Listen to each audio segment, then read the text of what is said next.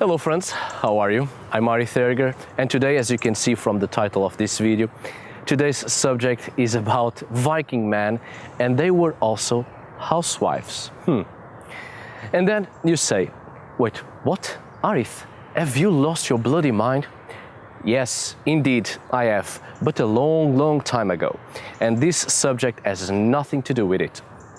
On this video today, I'm going to explore the archaeological reality of the Viking Age in terms of the common folk of the upper classes deposited in graves and the material culture found in such graves.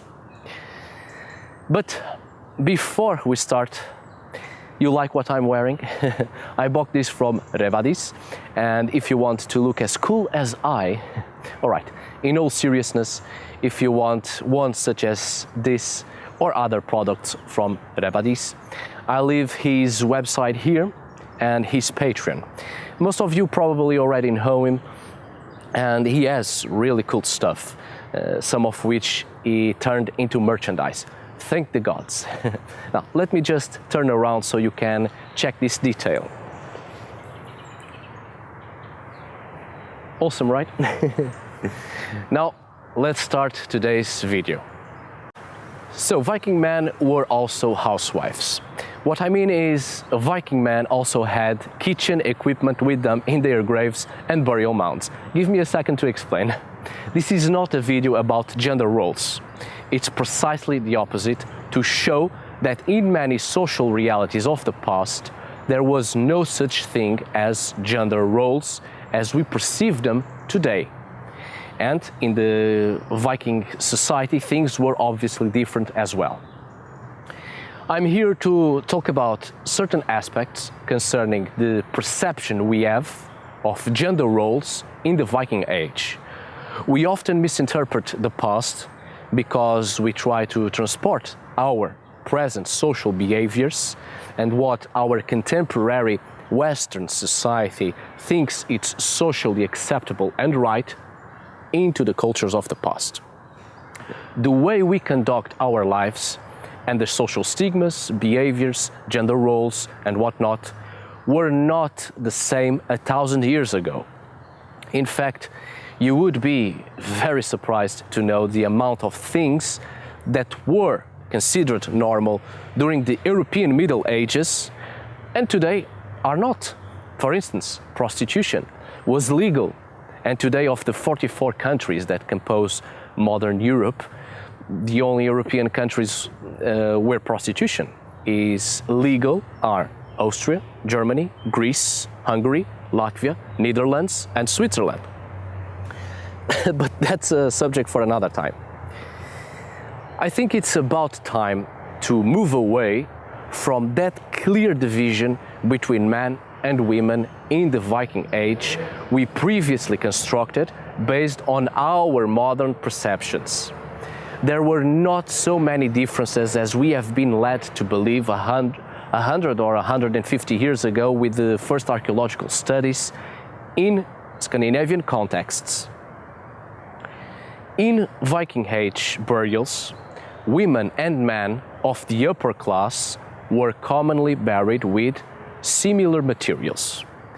In the past century, archaeologists often thought that Viking women stayed within the household, the domestic environment, and property, and men, on the other hand, were merchants and warriors, always far away. However, the common tools and objects associated with the house and the domestic work are distributed evenly between both genders. One of the objects that throughout the ages was considered to be a symbol of a housewife or keeper of the house and an indication of someone whose main daily affairs were within the domestic environment was the key, actual keys hanging from the belt. Many neo-pagan women linked to Germanic paganism and many practitioners of magic and sorcery related to Scandinavian witchcraft often use keys on their garments as an indicator of keepers of the house. Of course, in contemporaneous occult contexts related to Germanic sorcery, the usage of keys gained other connotations. Guardians of the house, mastering certain aspects of sorcery, opening the doors of consciousness, etc. Not going to explore the occult aspects of that symbology in here, not today. But it would seem in Viking Age graves and burial mounds, it was just as common to bury men with keys as women. After all, how would a single man, a solitary man, take care of his own home and cook his own food? Hardly to imagine an adult bearded Viking asking his mom to make him a stew. The key, or set of keys, has been the symbol of the housewife for many centuries. But men were also buried with keys and other domestic equipment used in domestic affairs that have been often linked to women alone. We might indeed have to change our perception of the past. Men were buried with kitchen and cooking utensils as often as women. Men obviously knew how to cook, clean the house, sweep the floor, wash the dishes, take care of the garden, etc. Let's not forget about the importance of hospitality for many ancient cultures. Hospitality and the ability to provide it was very important for Viking Age Scandinavians. A lonely man opening the doors of his house to welcome a traveling stranger and becoming his host and being able to provide hospitality by cooking food would have been seriously taken as a man of great quality and virtues. Here's a good example. The Goldstad ship burial revealed a man who was buried with a great amount of kitchen utensils to take with him to the next world. Also, the Vestfold graves, more than 200, at least 2 out of 10 have men buried with kitchen and other domestic utensils and equipment. That doesn't mean the other 8 are women. From the remaining 8, at least 4 have no one. So we can assume that there might have been more men with kitchen utensils. I know what you might be thinking, and it's a fairly plausible argument. Men had to cook their own food while on long journeys. But that argument also offers a good excuse for the interpretation of the archaeological findings, and once again trying to create parallels between the societies of the past and our modern society.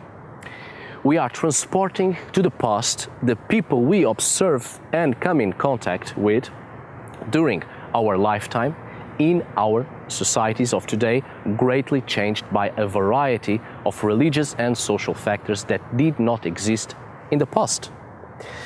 People were buried with the tools of their trade, with the items, utensils, and other objects they would need in the afterlife. People were buried with the most important objects used in their daily lives, and the ones that marked their social status and social class. If cooking utensils were only for the trivial purpose of cooking food while alone in long journeys, I doubt it would have been buried with these people. If such items are there in the graves, they were very much important in the life of that person and are meant to accompany the person into the afterlife so that the deceased might continue to use them, those kitchen utensils, because the items are important for the person's survival and to continue to have in the afterlife the same life the deceased had in the mortal plane. By the archaeological findings, it doesn't seem there were that many differences between how high-class Viking men and women were buried. Also, we often make a clear distinction between genders by other objects found in graves. It came to a point that men were buried with weapons and women with jewels. when in fact we have plenty of evidences of women buried with weapons, and at least 40% of Viking Age graves of men contain personal jewelry, like brooches, rings, necklaces, or pearls, which are also often found with women.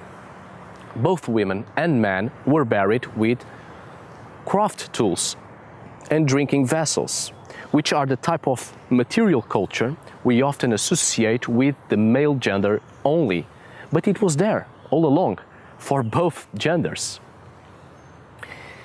We have to ask ourselves, where does it come the notion of a clear division between genders? Many of the objects found from Scandinavian Iron Age and the Viking Age were found and removed in the early 20th century and interpreted during that time with the consciousness and knowledge of that time. The knowledge of the 20th century, early 20th century, isn't the same of today, and the social understanding of that time isn't the same either. During the early 20th century, the social mentality towards women was quite simple. Women stayed at home without a job, taking care of the children and the house and cooking food for the working man. Women that protested for their rights during the early 20th century were seen by the mentality of that time as we see terrorists nowadays. So, when that sort of mentality was transported to the archaeological findings of that period, the 20th century, obviously Viking Age women were seen with the same eyes that early 20th century society saw their own contemporary women. This way of thinking and all these outdated and old-fashioned perceptions still remain among many professionals. And in universities, we are still being taught the ideas and arguments that were valid 100 or 150 years ago. It's time to change that, because the reality of the early 20th century wasn't by any means the same reality of the Scandinavian Iron Age and Viking Age periods. The early 20th century religious and social reality isn't even the same nowadays, after just 100 years. If things socially, politically, and religiously changed so much in only 100 years, how can we not think that 1,000 years ago everything was absolutely different? The problem is that it is much easier to relate the stories of the past with the ideas and perceptions that matches our own expectations and our own reality, which is a story in which women and men have clear, separate roles.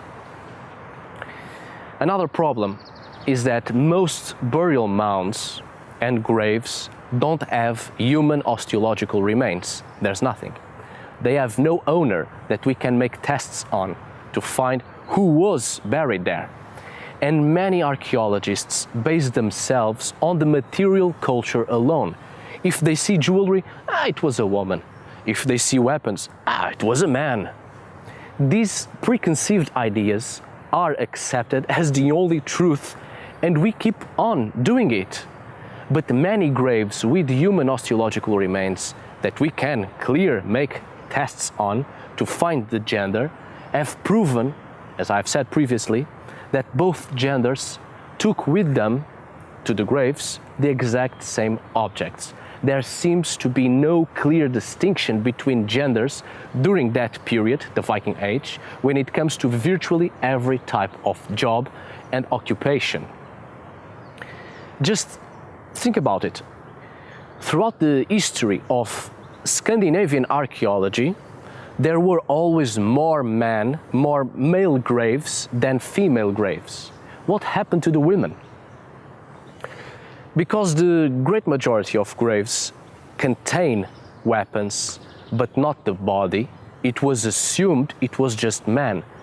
Women almost disappeared from the archaeological record because of the early 20th century interpretations. It's just common sense. There were as many women as there were men. More even, I reckon. and their graves are still there. Just because a grave contains weapons doesn't mean it belongs to a man. And just because a grave contains personal jewelry, it doesn't mean it belongs to a woman. This is just like the case of the Burqa grave, that for almost 150 years it was believed to be a man. And after recent analysis, it was actually a woman. When for 150 years the historical truth is believed to be one thing, and in recent years it completely changes to the opposite, it's obviously hard to accept the truth when many generations over the past 150 years were thought otherwise. But this is archaeology, constantly unveiling the past. Archaeologists are history's detectives. History is changing because we are digging up the truth every day.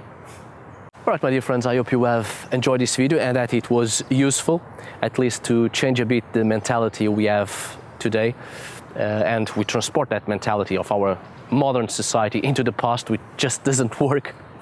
And I'm sorry if I'm sounding a little bit different today, but I am sick, very sick. So it was a miracle. I didn't cough and sneezed all over the place during this video. Anyway, I'll survive, I think. Thank you so much for watching. See you on the next video. And as always, tack för det. To take with him to the next world. The vastful graves.